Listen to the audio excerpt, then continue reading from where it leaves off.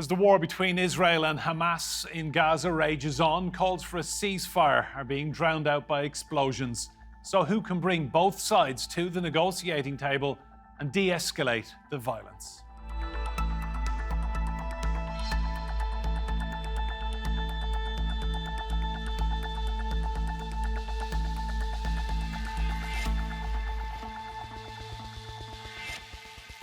Hello and welcome to Roundtable. I'm Enda Brady. Now, world leaders are taking sides. Those alliances will be key in brokering an end to the hostilities in Gaza. But the diplomatic landscape has a troubled past. Is there a way forward? And who's best placed to navigate the treacherous road ahead? The first Gazan evacuees have entered Egypt through the Rafah crossing. Foreign citizens and the wounded. The first to be able to leave Gaza since the war started. It's a small glimmer of hope after weeks of violent escalation. Qatar brokered the deal between Israel, Egypt, and Hamas. Qatar also secured the release of a handful of hostages. It's a very, very difficult negotiation that we've been dealing with. I always say that one of the most difficult mediation is a difficult between two parties that have zero confidence in each other. The United States has steadfastly been on Israel's side. The United States stands with Israel. We will not ever fail to have their back. However, U.S. pressure on Israel secured the delay of the ground offensive in order to further negotiate the release of hostages, as well as shore up American military presence in the region. The October 7th attack came as relations between Israel and Saudi Arabia were normalizing, with talk of a formal recognition of Israel by Riyadh. It's hoped that that bridge has not been burned and that Saudi leaders, supported by Biden, can make a positive impact towards ending the conflict. The White House released a statement following a call on October 24th indicating the two leaders agreed on pursuing broad diplomatic efforts to maintain stability across the region and prevent the conflict from expanding. On the other side, Iran has long backed Hamas, as well as Lebanon-based group Hezbollah. This is Hamas President Ismail Haniyeh meeting with Iran's president back in June. Then there's Turkey, gateway between East and West. President Erdogan trod lightly in the early days of the conflict and was quick to call for a ceasefire, but his more recent comments have been unequivocal. Israel's attacks on Gaza, both in terms of those who carry them out and in terms of those who support them, are a situation that signify both murderousness and mental illness. A ceasefire is the ultimate aim of any negotiations, but there are shorter-term objectives to consider. Freeing Israeli hostages, increasing aid flows into Gaza, maintaining a humanitarian corridor to evacuate injured or vulnerable civilians. Achieving any or all of these would go far in ratcheting down tensions. A lasting end to the fighting will need a concerted group effort, but how that complicated puzzle will fit together has yet to emerge. Well, let's meet our guests. In Ramallah, in the occupied West Bank, is Nour Odeh, the former spokesperson of the Palestinian Authority. Dr. Sultan Barakat is director of the Global Institute of Strategic Research, and he's joining us from Doha. And from Istanbul is TRT World's editor-at-large, Yusuf Erim. Yusuf, I'll come to you first. I mean, a lot of talk about mediation, but I guess it's mediation for what? A humanitarian corridor, a permanent solution, or refugees? Each country will play a role here, I guess. It's definitely. I mean, when we talk about mediation, we need to discuss what exactly is being mediated, because there is no single country where one size fits all and one country can mediate everything. There's areas where different countries have different advantages that make them more suitable to be an honest broker. When you look at Hamas as well, Hamas is not a monolith. You have the political faction, you have the military faction, and it's important to understand who wields power on certain subjects.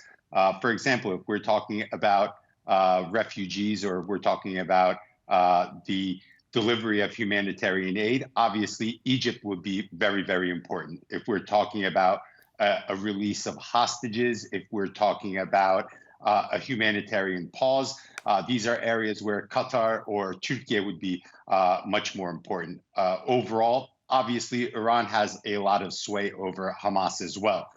So that's an important player. Again, who has influence over Israel? Then you would be talking about the United States, the European Union, Brussels, these actors. So I don't think there can be one single mediator. I think it's going to be a mediation by chorus to be able to get successful results. If there was a one-size-fits-all mediator, this issue wouldn't have been at the United Nations for over 7 decades, and hence having no implementable resolution on the issue shows that there needs to be a mediation by chorus or mediation by committee on this issue. So again, there is no one-size-fits-all. There is no skeleton key to be able to unlock Hamas or unlock Israel and get to simple solutions. Nour, do you agree with that? Is that a good reading of the situation? Yes, and I think we also need to keep in mind that this is not just about Hamas.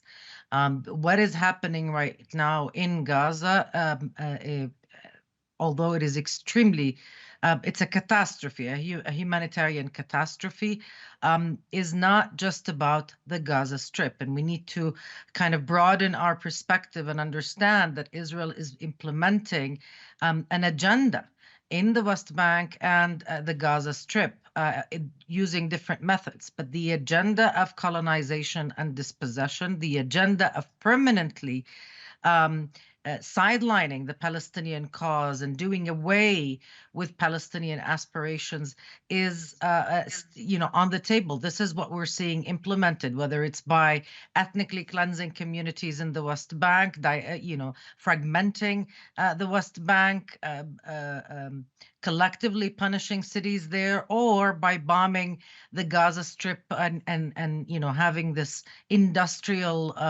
slaughter of civilians, this industrial scale destruction, and this zero-sum rhetoric regarding Hamas. We need to broaden that lens and understand that a real solution would require not just a ceasefire in Gaza, not just a real international cooperation on relief and assistance and reconstruction, but also on permanently ending this conflict by ending the state of captivity that the entire Palestinians have been in for decades. Sultan, everything we're seeing on our television screens over the past few weeks, and it is appalling, everything points towards Israel having no interest in mediation right now. Of course. I mean, it is very obvious from the way they persist with their campaign of bombing the civilian areas that not only they don't have interest, they don't give any regard to anyone. And this is very difficult. You have to, in order to have a good mediator who can achieve things, that mediator has to enjoy a degree of respect by the sides of to the conflict. And I usually separate between the mediator, that is the medium for communication between the parties to the conflict, and of course the circle of friends, those nations that may have leverage on one or more of the sides to the conflict. But the mediator as such has to have the trust and the respect by the two sides. Qatar at the moment seems to be the one that is enjoying that position. If you recall, at the beginning of the conflict around the 8th of October, Netanyahu came out and said he's going after Hamas and all those countries that have links to it, and he specifically named Qatar. A few days later, his national security advisor reversed that statement, and he acknowledged the role Qatar plays in this. And we had the release of the two women hostages, the two Americans first, and then the two Israelis. Now, those small releases are usually used to test the waters and to also establish who really holds the power, say, within Gaza today. The fact that Hamas was able to deliver the hostages means that whoever spoke via the Qatari channel was the right person, the right group, whatever it is. and they were able to deliver on those commitments. Now, in return, Israel has not delivered up to this moment on any commitment. What the Hamas did is they released these 4 on humanitarian grounds. They have been calling for a ceasefire. They have been calling for release of their own prisoners, and Israel has not delivered on either. And this makes you wonder whether the Israeli government has any interest in releasing its own captives. Some people would argue that maybe Netanyahu would rather have them dead than free and coming back to Tel Aviv, causing him political problems that will last many years. At the same time, we have the difficulty facing Hamas in deciding the issues. What are they going to mediate over? For Hamas, these are not 240 innocent captives. They include military personnel. They include many that were conscripts or reservists, serve in the army. They also include individuals that were private security in those kibbutz, and they include individuals that are armed or who were armed and have taken or reacted with guns to their invasion. So they don't see all of them as innocent civilians. They also draw a distinction between the international, the foreign nationalities and the Israeli nationalities, not including the dual nationals. So amongst the foreign nationals, they consider those, and they already put a public statement that these, we consider them as guests. They were captured between brackets by mistake. The first opportunity we have for a safe corridor, we'll be able to let them go. But that safe corridor in itself has not been coming. And Israel has come under pressure from the United Nations, the General Assembly. I'm sure even the Americans, despite the terrible position they've taken, the totally biased, one-sided position in support of Israel, privately, they must say, look, you can't kill so many civilians. It is just embarrassing us. It's making it almost impossible for the American, no matter how hard-headed and empty-hearted the politician is and so sucked into the elections and wanting the Israeli lobby, there will be a time when he says, well, I can't really justify 8,000 civilians being killed, given the circumstances. Well, talking of Qatar, this is what their senior negotiator and Qatari Minister Mohammed Al-Khalifi said about how tough those talks are likely to be. If there's a continuing bombing, if there is a continuing escalation in the situation, our task is getting more difficult. The mediators need a period of calm, needs a situation where we can speak easily to both parts and try to be more creative in bringing more initiatives that can get those civilians out. Yusuf, who has the most power and influence here in terms of creating a situation, a ceasefire, where talks can even begin? Well, when we look at out of the two actors who has escalation dominance in the field, it's obviously Israel, as the conflict right now is taking place on Palestinian soil. So it's those who either enable Israel or have influence over Israel that would have the power. And right now, the country that comes to mind the most is obviously the United States, Israel's #1 partner. So until the United States either places pressure on Israel or creates conditions where a ceasefire is possible, whether it be through restrictions or whether it be through incentives, as they say, a carrot or a stick, and can get Israel to a ceasefire or a humanitarian pause position, I agree that diplomacy or mediation will be quite difficult because those mediating and those who they are mediating on behalf of would want to see some goodwill while these negotiations are taking place. They would want to see time for civilians to be able to move to a safe place, humanitarian aid to enter, people to bury their to bury their dead.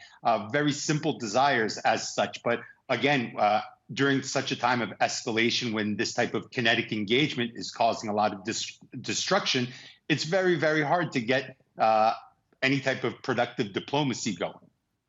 Nour, the United States gives Israel about $3 billion a year in military support. I mean, can they ever be seen as a peacemaker here?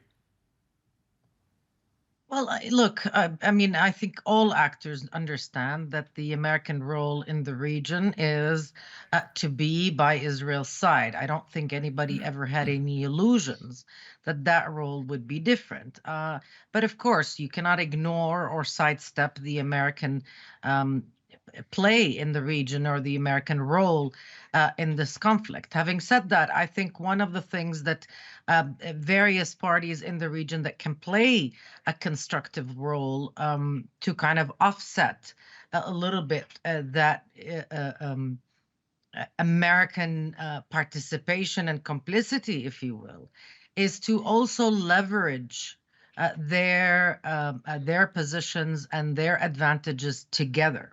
So, in a way to collectively bargain, if you will, with the Americans and the Europeans in order to make them understand that they're not negotiating out of charity. This is not something that they're doing because they're being good-hearted. They have a vested interest in making sure that, one, the carnage stops, and two, that this conflict no longer continues to be on the side burner, is no longer ignored, and that all the reasons that make it possible for these rounds of atrocities to continue repeating have to be dealt with.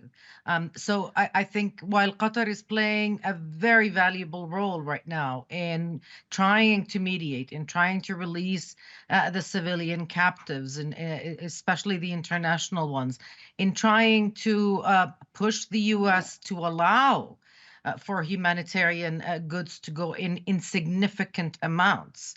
And again, when we talk about that, we have to remember that the bargaining is not only happening with Israel, it's also happening with the United States. And that's where I think that leveraging can happen, because time right now is lives. We measure that in the cost of lives to Palestinians who are under fire and under imprisonment, really, under lockdown in Gaza. Nour, thank you. That's quite a statement. Time is lives, Sultan. Which countries would you like to see, apart from the United States, stepping up and doing more?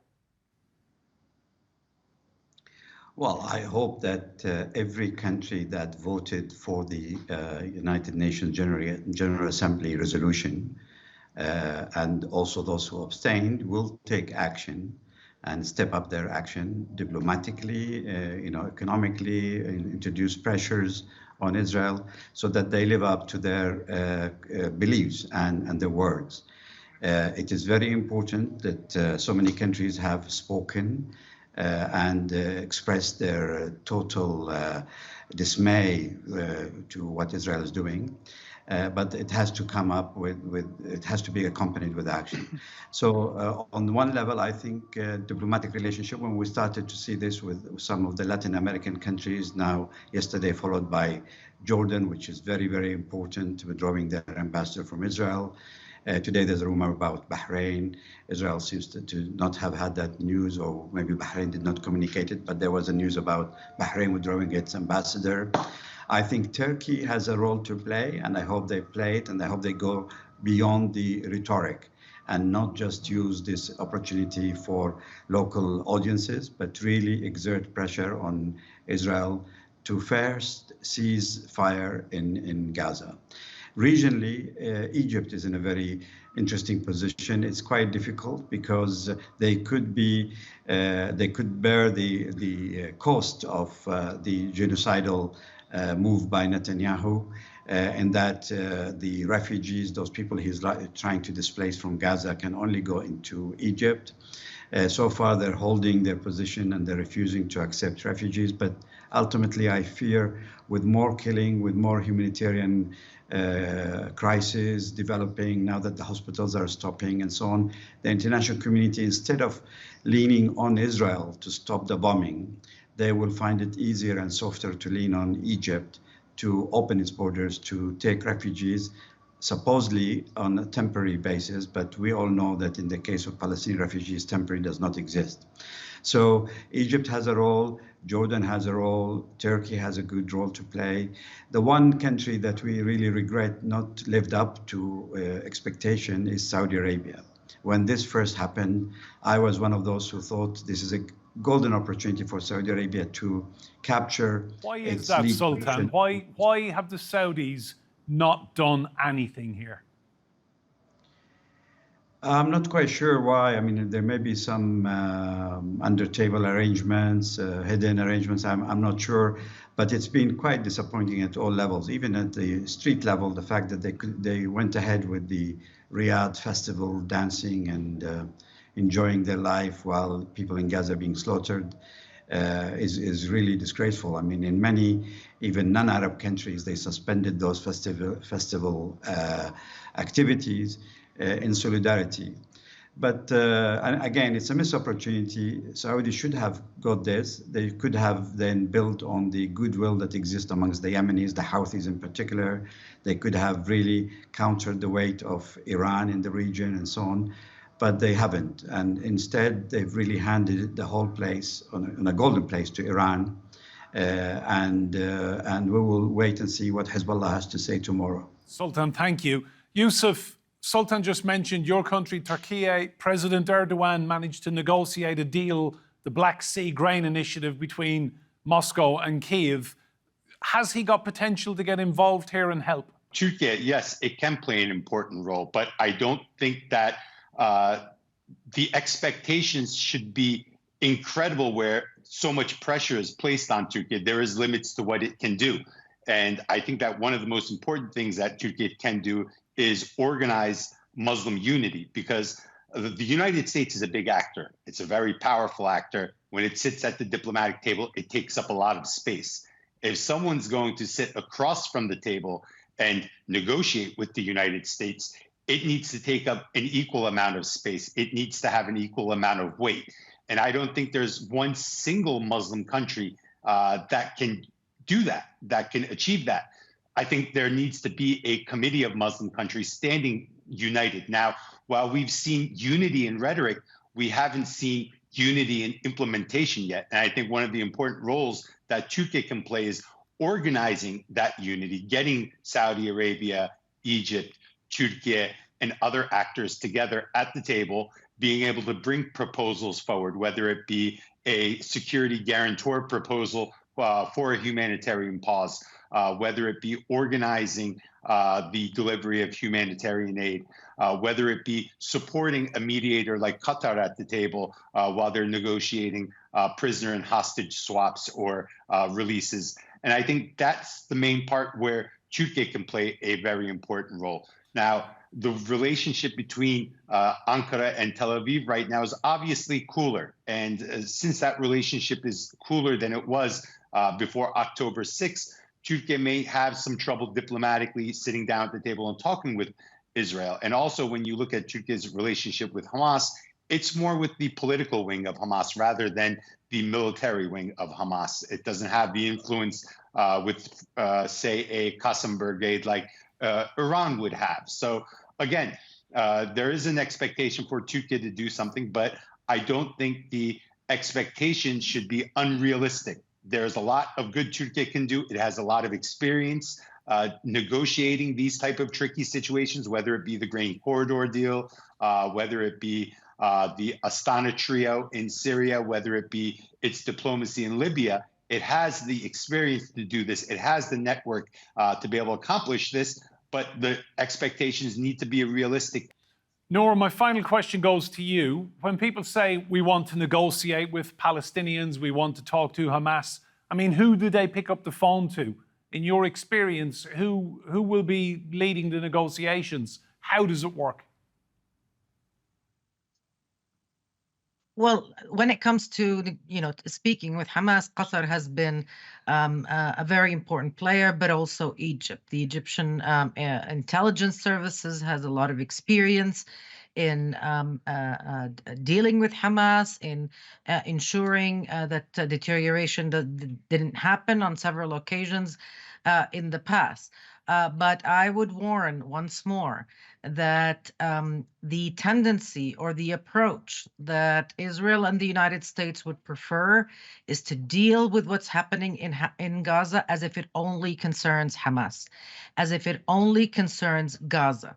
And I think that is dangerous. It is counter Palestinian interests, and it will backfire in a big way.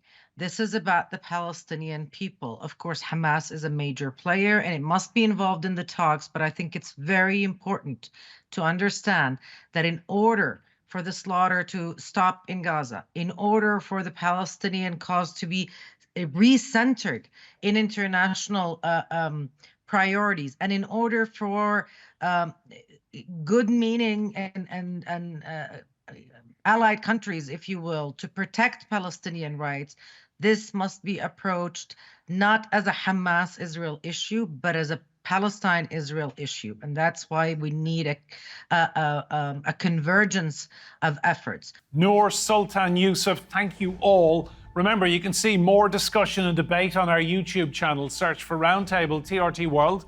But for now, from me and Brady and all of the team here, goodbye and thank you for watching.